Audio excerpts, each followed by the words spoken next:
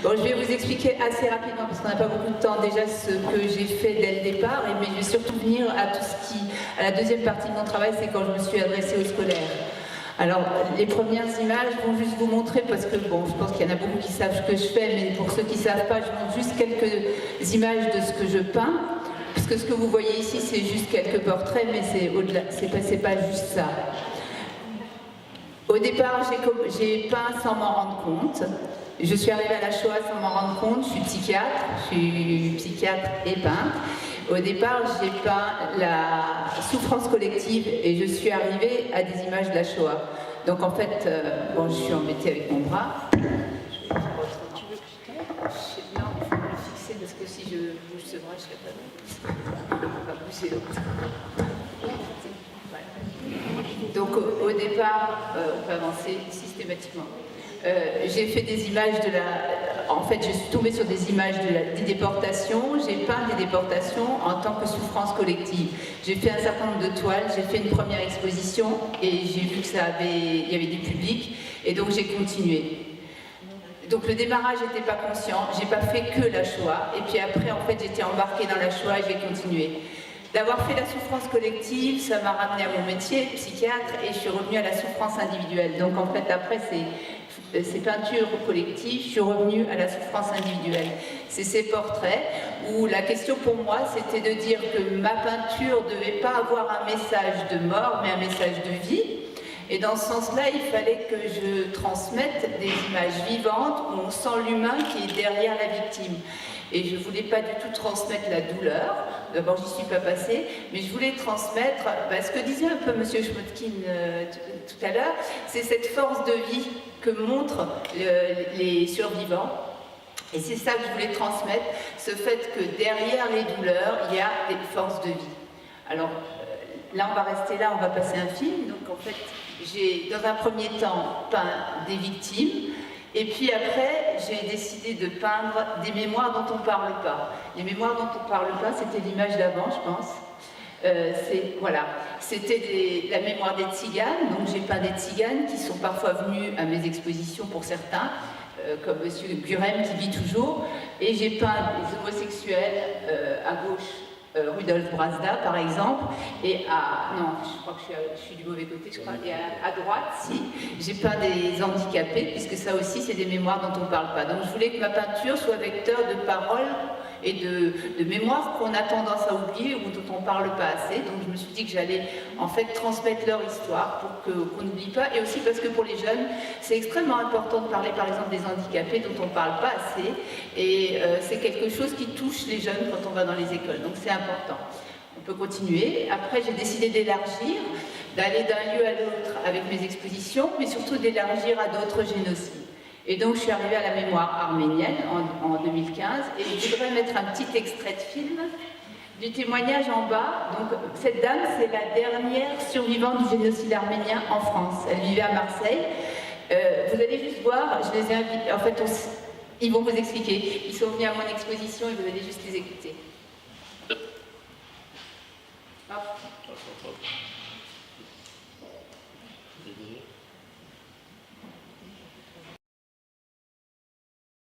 Cette famille, au moment du 100e anniversaire du génocide arménien, j'ai découvert le portrait de la photo de cette dame qui était la dernière survivante en France. Elle venait de décéder quelques mois avant.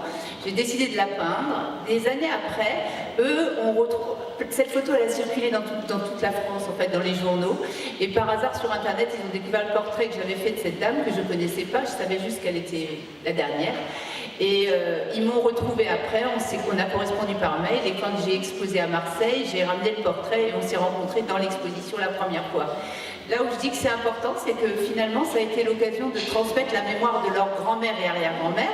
Ils ont pris un livre de poèmes qu'ils avaient édité de 100 poèmes de leur maman et grand-mère, et ils ont lu dans l'exposition publique des poèmes qui racontent l'histoire en Arménie de la grand-mère. Donc ils ont lu 2 poèmes. C'était l'occasion de rappeler la mémoire. Voilà, c'est juste une façon de dire qu'on peut faire vivre la mémoire, et c'est à travers la peinture. Après, le deuxième témoignage, j'ai peint la mémoire des Tutsis, et alors je ne sais pas si on l'entendra mieux, Immaculée explicite en quoi c'est important. Travail merveilleux qui personnellement m'a fait du bien parce que dans tout ça, les miens n'ont pas eu de sépulture, les miens sont passés dans le silence, personne ne s'en souvient. Et un jour, Francine me propose de faire des toiles de ma famille. Mais pour moi, c'était le jour où on a fait l'exposition au Préau de Oberhausbergen. Le sentiment que j'ai eu, c'est comme si je mettais ma mère à Paris, où est-ce qu'on met dans le musée, quand on élève les gens qui sont morts. Et que c'est formidable parce qu'on les nomme.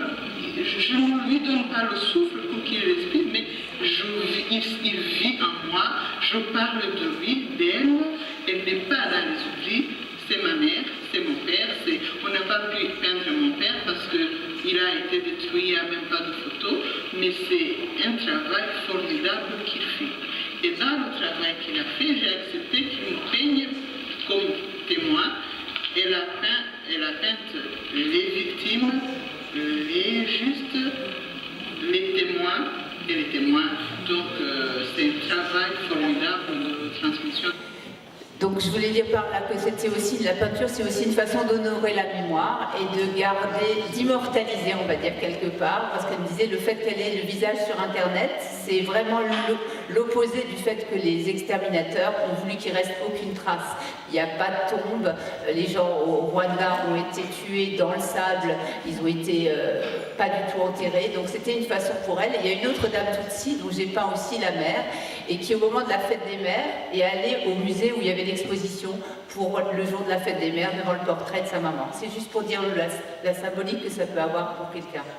Après, j'ai voulu unir les mémoires et dans les expositions, j'essaye de... Alors, on a parlé tout à l'heure de ne pas comparer les génocides, mais par contre, je pense qu'on ne peut pas les opposer non plus, les génocides, et de faire venir plusieurs représentants de chaque mémoire. Ça renforce la transmission, ça rend plus fort, et donc j'essaye de faire venir plusieurs témoins, souvent aux expositions.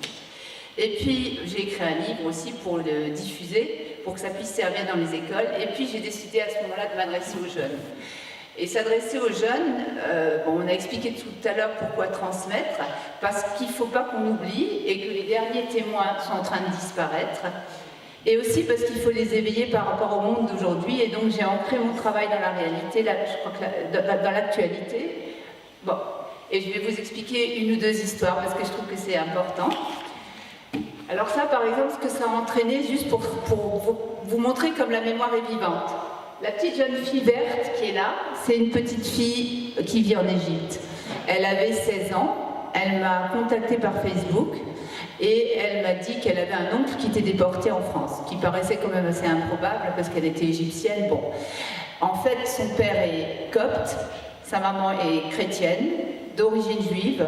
Le père de sa maman est juif et elle vivait en Égypte et était scolarisée au lycée français du Caire. Donc on a communiqué ensemble et elle se sentait porter la mémoire juive et contre le négationnisme qui est partie prenante, enfin qui est vraiment inscrit en Égypte, y compris dans le lycée français du Caire. Il y a des profs négationnistes, il y a un prof d'histoire qui a amené Hitler, Mein Kampf en classe.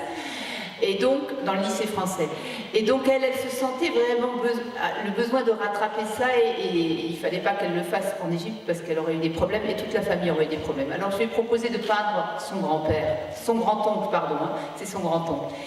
Il s'appelait Raphaël Ouyoun. C'est le portrait, je l'ai ramené là, c'est le portrait qui est là-haut, et en bas, il y a une photo. Alors, ce Raphaël Ouyoun, j'ai cherché sur Internet une photo. Je suis tombée sur un site d'un chanteur franco-américain qui avait une photo d'un Raphaël Ouyoun mort à la même date. Et je lui ai demandé si c'était le bon. Et elle m'a dit oui. À partir de là, je l'ai fait, le portrait. Et j'ai fait toutes les expositions de l'année 2015 à la mémoire. Je les ai dédiées à la mémoire de ce grand-oncle. Pour porter sa parole à elle et pour qu'elle ne se mette pas en danger en Égypte. Je lui ai dit je parlerai d'elle ailleurs pour lui donner le sentiment qu'on parle, quoi. Enfin qu'elle parle, quoi. Elle a fait venir toute sa famille à Paris, il y a eu des gens qui sont venus à l'exposition, qui l'ont vue. Et puis je lui ai dit, mais renseigne-toi, je ne sais pas pourquoi il y a ce portrait qui se trouve sur ce site de chanteur franco-américain. Alors elle a contacté ce chanteur, et alors, les choses incroyables, le jour où elle a contacté le chanteur, elle lui a expliqué que j'avais fait ce portrait. Et bien ce chanteur, c'était son grand-père. Et ce chanteur, ce jour-là, il était sur le point de téléphoner à sa mère parce que c'était l'anniversaire de deuil de son papa qui avait été écrasé à Paris. Et c'était le jour même de l'anniversaire de deuil, donc le jour pour lui le plus triste. Et il reçoit un mail de cette jeune égyptienne qu'il ne connaissait pas, du tout, absolument pas. Il ouvre le mail et il apprend que quelqu'un en France a fait le portrait de son grand-père. Et à partir de là, ça l'a tellement ému, il a pris contact avec moi et il a créé une musique à la mémoire de son grand-père et à la mémoire de tous les déportés. Je voudrais qu'on mette ça. The Picture of Raphaël, c'est ça la musique. C'est le numéro 4. Oui.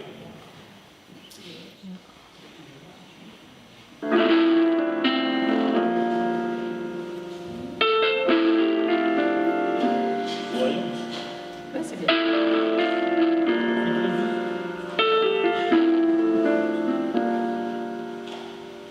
It haunts me every night that I never got to know him, the way he lost his life, deported, killed or missing, casualty of war, family torn apart. As they put him on the train, he wrote his last refrain. There's so much more to tell. Over this magic man, a whole life to unveil. Picture of Raphael, picture of Raphael, Orion, who cruised the whole world in search of a song.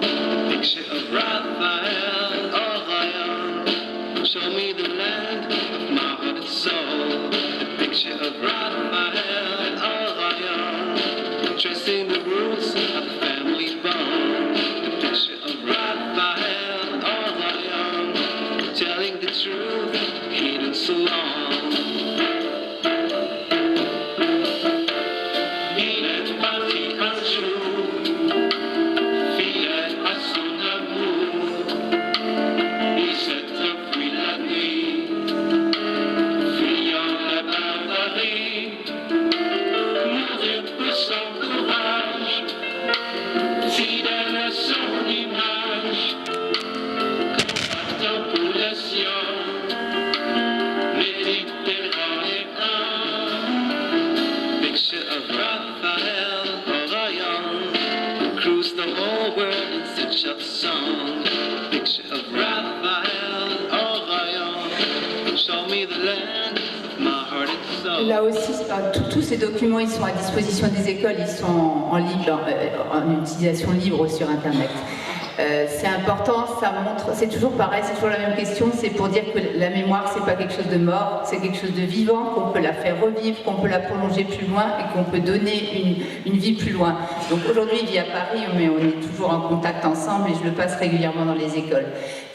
L'autre chose que j'ai fait, c'est que j'ai peint des justes. J'ai peint des justes parce que on vit un monde où au jour d'aujourd'hui,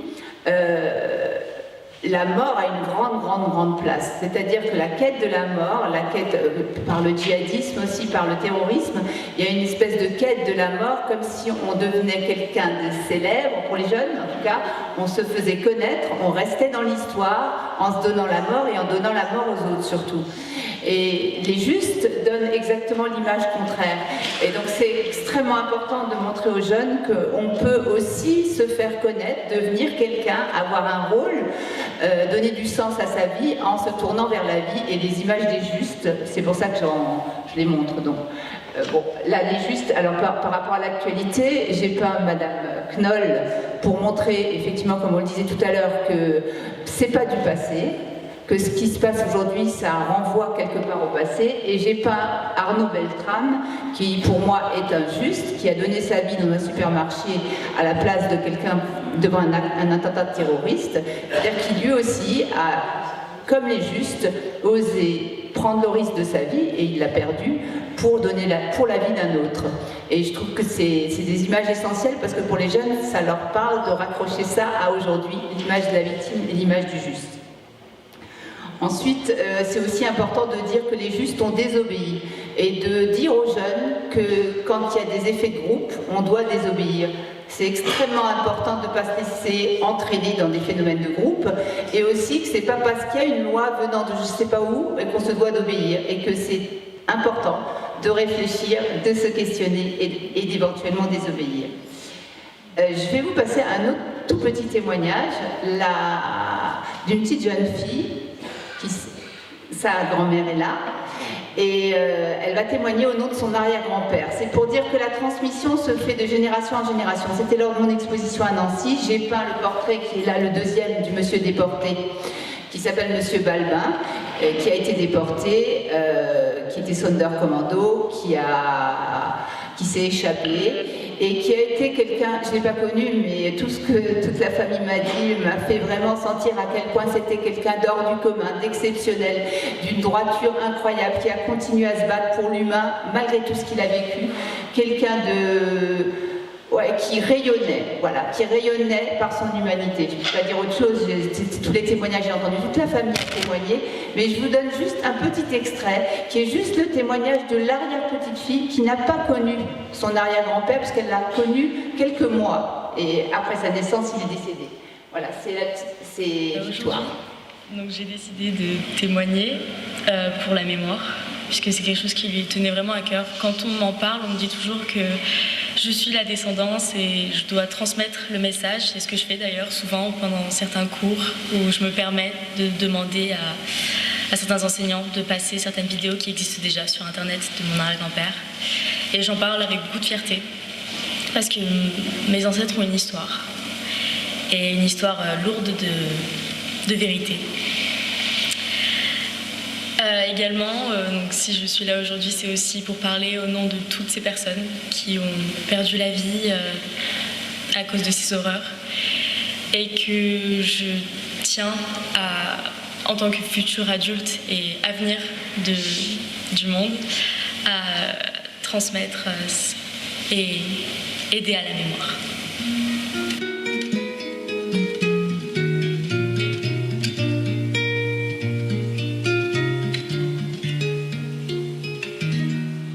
Raconter une anecdote. Il m'a pris dans ses bras quelques semaines après ma naissance, et il a regardé ma maman en lui disant que c'était à elle de me donner ça, de me permettre de transmettre et de faire souvenir au monde entier ce qui s'est passé.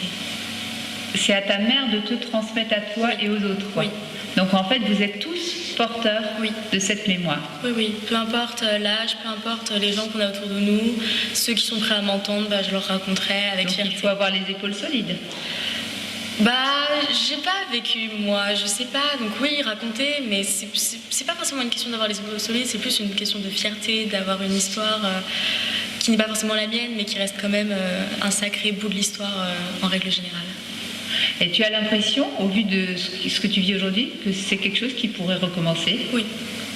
Malheureusement, même si les hommes savent ce qui s'est passé, ils n'ont pas forcément conscience du mal que ça fait. Parce qu'on m'a pas seulement parlé de ce qui lui est arrivé, on m'a parlé de comment il était après, de certaines réactions ou de ses nuits.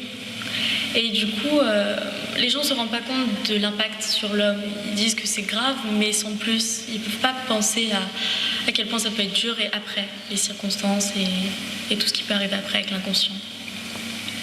Alors tu t'es placée à cet endroit-là parce que Marceline Laurie-Ivens vient de mourir, elle vient de disparaître. Beaucoup de gens la connaissent avec sa chevelure flamboyante rousse, avec son franc-parler, avec sa vivacité, sa personnalité. Pourquoi tu as choisi de te mettre à côté d'elle ? Déjà, j'ai passé mon été à écouter les témoignages, et notamment les siens, qui m'intéressaient beaucoup, parce qu'elle avait vraiment une façon de parler comme si c'était anodin, comme si elle racontait une histoire qu'elle avait eue dans un livre, que c'était pas, ça l'atteignait plus à force de raconter, et je la trouvais assez incroyable, et puis notamment pour la couleur de ses cheveux, parce que j'ai les mêmes, et je trouve que c'était une femme vraiment impressionnante. Donc voilà, c'est pour ça que je me suis mis à côté d'elle. Et la question de la couleur des cheveux en classe, dans les écoles, c'est quelque chose qui pose problème ? Tu l'as subi, cette désignation comme ça, d'être rousse ? Oui, c'est quelque chose La jeunesse, c'est comme ce que j'expliquais tout à l'heure, ça pourrait recommencer. Bon, pas forcément sur les personnes rousses comme moi, mais il y a toujours un acharnement sur quelqu'un, il faut toujours une victime. Donc à cette époque-là, c'était les juifs, maintenant on s'en prend aux roux en majorité, puis personnes handicapées, ce qui n'est pas mon cas. Mais oui, c'est vrai que les personnes rousses sont souvent victimes d'insultes, et même dans la rue, pas forcément à l'école. Ça m'est arrivé que les gens viennent me poser des questions ou me mettre dans des situations assez malaisantes par rapport aux clichés et aux rumeurs sur les personnes rousses. Ouais. C'est pour ça que c'est important de transmettre, parce que transmettre ce qui s'est passé pendant la Shoah, c'est transmettre que l'homme cherche toujours à désigner un coupable ou un bouc émissaire à quelque chose, et en général il le cherche dans ce qui est différent chez l'autre. Mais souvent dans ce qui est différent quand... Voilà, c'était juste pour vous dire que les arrière-petits-enfants peuvent témoigner et que c'est l'occasion. Je vais enlever le dernier film, je vais juste expliquer le dernier projet que j'ai fait. C'est ces ateliers masques que vous voyez ici dans la salle. Donc ça, c'est le dernier travail que j'ai fait, parce que l'idée, c'était d'impliquer les élèves et de les faire réfléchir. Donc en fait, quand je vais dans les écoles, je présente le travail, on monte tous ces films, il y en a plein d'autres que j'ai montés, mais c'est pas la question, on travaille après pour que l'élève produise quelque chose. Alors, ils ont produit des films autour de témoignages qu'on a fait ensemble. Il y a eu 3 films qui ont été produits. Et en dehors de ça, on a fait ces masques. Alors, les masques, là, à droite, c'est des masques qui ont été faits au lycée Pontonnier. Les masques de l'autre côté, c'est des masques que j'ai fait dans un atelier que j'ai fait au lycée Thierry Monnier à Nice. Donc là, c'est des élèves russes, de section russe, qui sont, je ne sais plus quelle classe, je crois que c'était des secondes. Et ici, c'est des élèves de première d'un lycée assez compliqué, pour l'essentiel, on va dire 80% de musulmans, au lycée Thierry Monnier. Au lycée Pontonnier, on a travaillé sur la notion des 3 génocides. Comme c'était la section russe, il y avait un certain nombre d'Arméniens. Donc en fait, il y a eu plusieurs masses sur les Arméniens et il y a eu des masses sur la liberté d'expression qui ont été faits spontanément par des élèves. Dans le lycée à Thierry Monnier, on a travaillé tout à fait différemment. Les enseignants sont allés aux archives. Ils ont cherché des documents sur des juifs qui avaient été déportés de Nice, de la même origine que les élèves. Donc en fait, ils ont choisi un Algérien, un juif algérien. Ils ont choisi un juif, etc., du Kosovo, différent. J'ai un petit film, mais on n'a pas le temps, sinon je vous l'aurais passé, ça vaut le coup. Mais bon, voilà. Le temps est limité, je vous en parlerai juste. Ils ont cherché ces documents. À partir de là, ils ont fait un travail d'invention, d'écriture. On leur a demandé de dire qu'ils soient derrière la fenêtre, qu'ils regardent l'arrestation du juif et qu'ils imaginent ce qu'ils peuvent penser, eux derrière la fenêtre, ce qu'ils imaginent aussi ce qui est dans la tête du juif qui se fait arrêter. Moi, j'ai rajouté que ce qui serait intéressant dans les masses, c'est qu'ils pensent aussi à la position du nazi ou du français qui vient arrêter. Qu'est-ce qu'il a dans la tête, celui qui vient l'arrêter? Pourquoi je dis ça? Parce que je trouve qu'aujourd'hui, les jeunes sont très manichéens.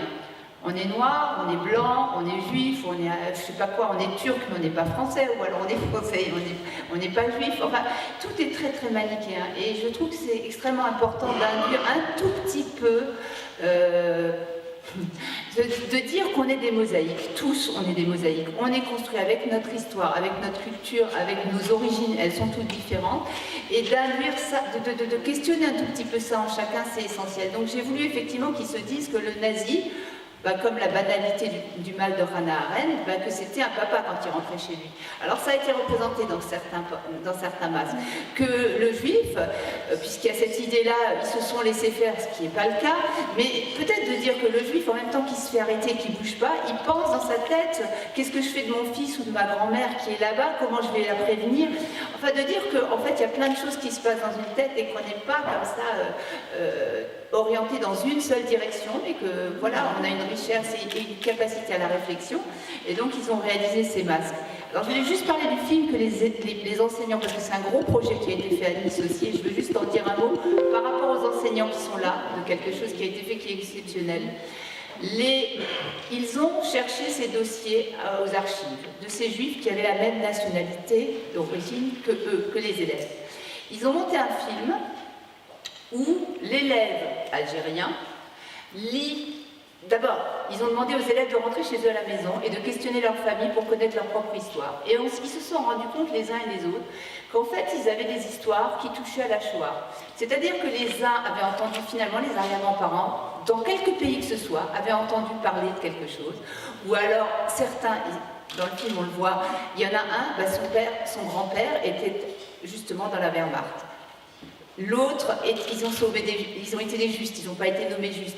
C'est-à-dire que finalement, ces élèves, qui pour beaucoup étaient musulmans, ont pu trouver un ancrage dans une histoire qui n'est pas la leur, a priori, où ils n'en ont rien à faire. On vient leur apprendre quelque chose qui n'est pas leur culture. Et en fait, on a réussi à faire ressentir en eux que c'était aussi quelque part leur culture. À partir de là, on les a filmés en train de lire leur histoire. D'abord, ils lisaient l'histoire du juif de dos, puis se retournait le même et racontait sa propre histoire. Donc en fait, il faut imaginer que ce juif, ce petit garçon, ce jeune homme musulman de je ne sais pas quel pays, lit l'histoire, endosse l'histoire du juif et se retourne et endosse sa propre histoire. Et il faut imaginer que donc ça a été un film, moi j'avais un petit extrait mais bon, ce film a été passé aux parents d'élèves. Donc à la fin de la semaine de la mémoire à Nice, il y avait la moitié de la salle qui était voilée. Et le film a été passé, c'est-à-dire que les parents ont vu leur gamin être juif, puis raconter leur intimité, leur histoire. Et ça a passé très bien. C'est juste parce que je raconte ça parce que je veux donner de l'espoir. C'est ma thématique, c'est que le monde il va pas bien. Et on passe son temps à dire, dans les écoles, on ne nous laisse pas parler. Alors, Christian Savary, je l'ai fait venir pour dire que quand on veut, on arrive quand même à faire quelque chose. Et aussi pour dire que dans ces écoles, ils ont fait quelque chose et que ça a eu un impact sur les enfants, mais ça a eu un impact sur les parents. Parce que l'année suivante, les mamans en question, elles ont poussé les mamans suivantes à faire que leurs enfants fassent cette formation sur les génocides, qui est une formation entière sur l'année entière, où les parents payent quelque chose, c'est des milieux défavorisés, ils mettent quelque chose, pas une grosse somme, mais ils mettent quelque chose, des élèves fabriquent des objets, et bien finalement les mamans musulmanes ont poussé les enfants à le faire, avec Voyage à Auschwitz et tout le reste, hein. Et cette année ils étaient au Rwanda en plus. Voilà, je m'arrête, parce que c'était pas pour moi de parler de ce côté-là.